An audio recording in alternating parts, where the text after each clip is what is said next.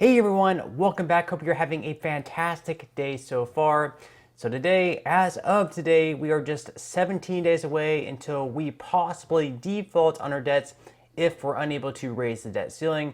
Now, Kevin McCarthy said that we must reach a deal by the end of this week to have any chance whatsoever in raising the debt ceiling in time. This is going to be crucial because once again, if we do not raise the debt ceiling in time, it's possible that we could have a delay in sending out Social Security payments, as well as numerous other very bad consequences as far as the economy goes. Now, in addition to that, we actually have some really good news as there is a new bill pertaining to Social Security and veterans benefits, everything like that, which if passed would be great news. So we're going to be going over that bill as well, which really, quite frankly, just seems like a no-brainer. Now, before I go ahead and dive into the main content of today's video, if you wouldn't mind helping me out real quickly by just giving this video a like, that just helps out with the good old YouTube algorithm, and also consider subscribing to my channel if you have not already. So again, this week, it's going to be the deadline at which Kevin McCarthy says we must reach a deal to raise the debt ceiling and slash federal spending in order to have any chance to meet that June 1st deadline. This is going to be very important. Now, we have a lot of important dates coming up this week. So Tuesday this week, which is going to be tomorrow, there's going to be another meeting between Biden and the top 4 congressional leaders. So we're going to have Kevin McCarthy, we're going to have Hakeem Jeffries, we're going to have Chuck Schumer, and then we're also going to have Mitch McConnell, Joe Biden, all in one room. These 5 people, they're going to try to finalize a deal. Now, they were actually supposed to meet on Friday.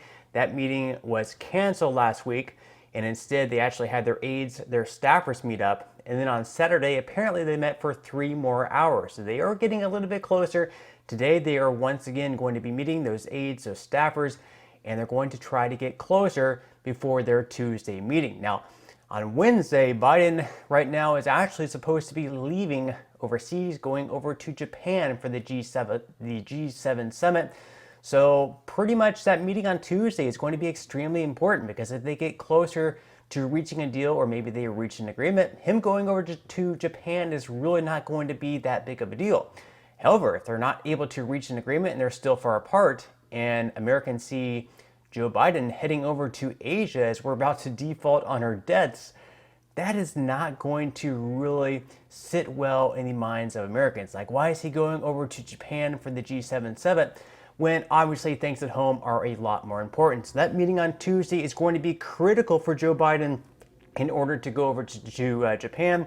If the meeting on Tuesday doesn't go very well, maybe he will cancel it. Then on Thursday, the following day, apparently the Senate is going to head home for Memorial Day weekend. So again, that's not going to be a very good look if we're not able to raise the debt ceiling, and we have Social Security payments possibly not being sent out in June if they're not able to raise the debt ceiling, and we see senators heading home for a 4 or 5 day weekend beginning on Thursday of this week.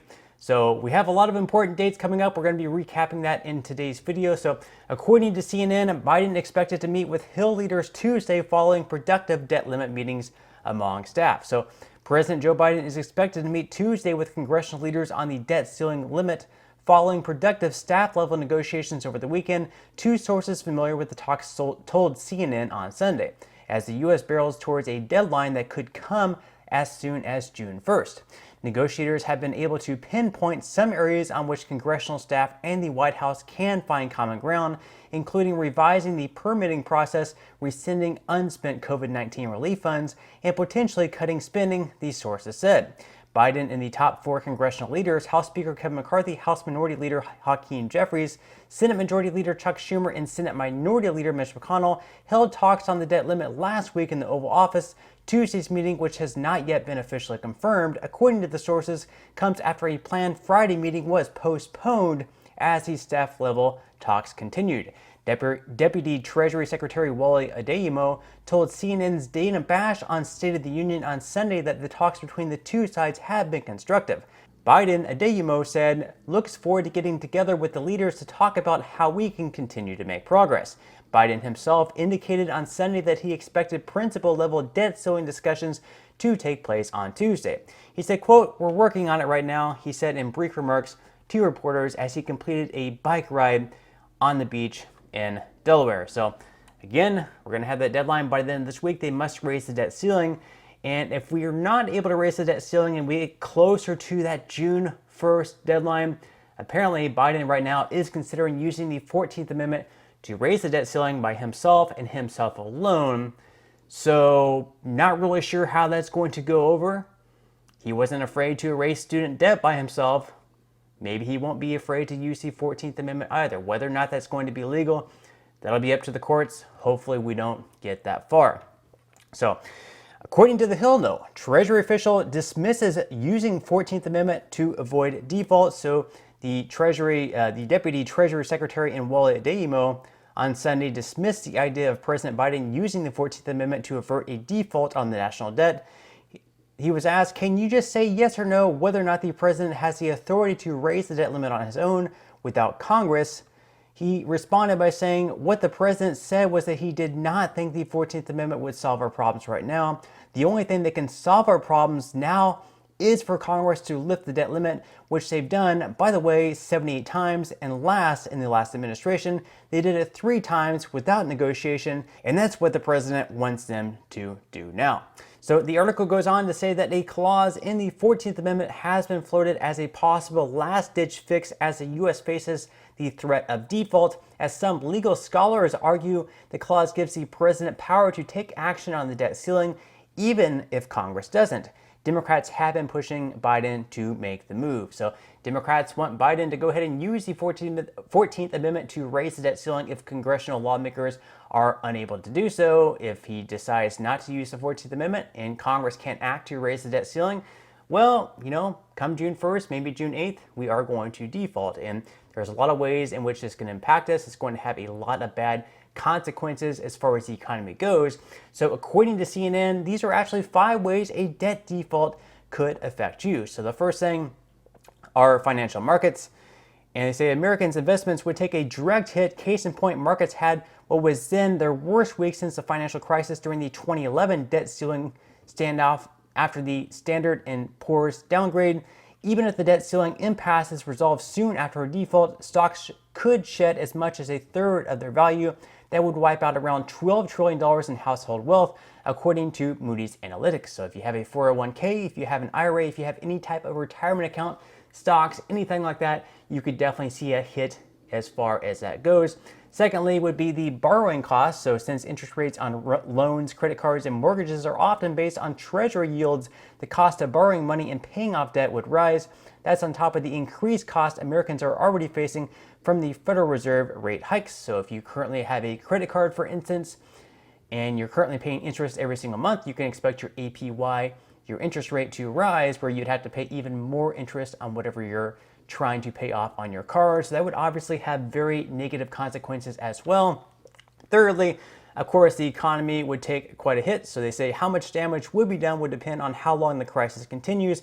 If the default lasts for about a week, then close to 1 million jobs would be lost, including in the financial sector, which would be hard hit by the stock market declines. Also, the unemployment rate would jump to about 5%, and the economy would contract by nearly 0.5%, according to Moody's. But if the impasse dragged on for 6 weeks, then more than 7 million jobs would be lost. The unemployment rate would soar above 8%, and the economy would decline by more than 4%, according to Moody's. So, I mean, obviously this is something you don't want to see. If people are going to be losing jobs, or we have 7 million jobs lost because of this whole thing, it really calls into question whether lawmakers in Washington should continue to get paid as well if they're not getting their job done.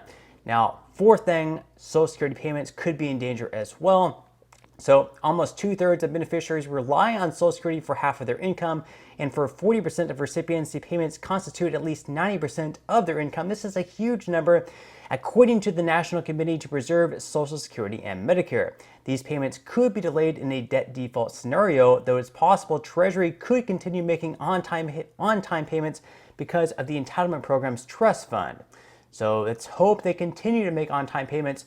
But again, according to numerous experts, these payments definitely could be delayed, whether it's 1 day, whether it's 2 days, a week, 2 weeks, maybe even 3 weeks. Nobody really knows. This whole thing has never happened before. Let's hope these continue to go out on time. Hey, let's actually hope they're actually able to raise the debt ceiling in time. That way we don't even have this stress about this whole situation. And the fifth thing, the fifth consequence, that we could be facing is federal employees and veterans benefits. So more than 2 million federal civilian workers and around 1.4 million active duty military members could see their paychecks delayed. Federal government contractors could also see a lag in payments, which could affect their ability to compensate their workers. So obviously a lot of negative consequences here. And quite frankly, there's one bill out there right now by a lawmaker by the name of Zachary Nunn. Props to this person, because I really like this bill and it just seems like a no-brainer to me. I don't know why they're not passing this bill as soon as they possibly can this week, just to ensure that people on Social Security, veterans disability, Medicaid, all these benefits that are in question if we're unable to raise the debt ceiling still continue to go out in full and on a timely basis. So according to his website here, Representative Zach Nunn announced this bill to protect Social Security, Medicare, military pay, and veterans benefits. So Representative Zach Nunn announced a new bill today to protect Iowans' Social Security, Medicare, military pay, and veterans disability benefits. The bipartisan Protecting American Benefits Act is being introduced with Representative Don Davis to ensure Iowans' benefits are not jeopardized by debt ceiling negotiations. So if they're able to pass this bill, regardless whether or not they raise the debt ceiling by the June 1st deadline, these payments of Social Security would still go out both on time and in full. So again, this just seems like a no-brainer to me. Any lawmaker that does not sign onto this bill and ensure that it passes as quickly as possible, you really have to question whether or not they should continue their job in Washington. It just seems like a no-brainer to me. But let me know what you think about this bill in the comment section below. They do mention this bill would pertain to Iowa. That's just because he represents Iowa. It would pertain to everyone throughout the United States that have passed, whether you lived in Florida or whether you lived in California, New York, Missouri, wherever.